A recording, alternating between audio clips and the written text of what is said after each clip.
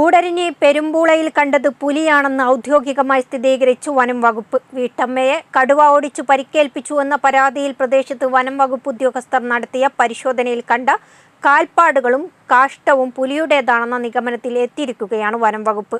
പുലിയെ പിടികൂടാൻ പ്രദേശത്ത് വനം വകുപ്പ് കൂട് സ്ഥാപിച്ചിട്ടുണ്ട്. കൂടരഞ്ഞി പെരുമ്പുളയിൽ കണ്ടത് പുലി തന്നെയാണെന്ന് ഔദ്യോഗികമായി സ്ഥിരീകരിച്ചിരിക്കുകയാണ് വനം വകുപ്പ്. വീട്ടമ്മയെ കടുവ ഓടിച്ച് പരിക്കേൽപ്പിച്ചു എന്ന പരാതിയിൽ പ്രദേശത്ത് വനം വകുപ്പ് ഉദ്യോഗസ്ഥർ നടത്തിയ പരിശോധനയിൽ കണ്ട കാൽപ്പാടുകളും കാഷ്ടവും പുലിയുടേതാണെന്ന നിഗമനത്തിലെത്തിയിരിക്കുകയാണ് വനം വകുപ്പെന്ന് റേഞ്ച് ഫോറസ്റ്റ് ഓഫീസർ ഷാജീവ് പറഞ്ഞു.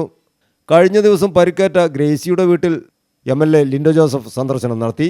നാട്ടുകാരുടെ ആശങ്കകൾക്ക് ഉടനടി പരിഹാരം നൽകുന്നതിന് പുലിയെ പിടികൂടുന്നതിന് കൂട് സ്ഥാപിച്ചിട്ടുണ്ടെന്നും MLA പറഞ്ഞു.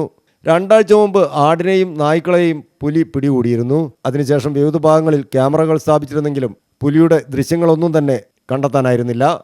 പുലിയല്ലെന്നും കടുവയാണെന്നും നാട്ടുകാർ ആരോപിക്കുന്നുണ്ട്. ഏതായാലും അജ്ഞാതജീവി കൂട്ടിൽ കുടുങ്ങിയാൽ മാത്രമേ ആശങ്കകൾക്ക് വിരാമമാവൂ. News bureau, Koodaranji.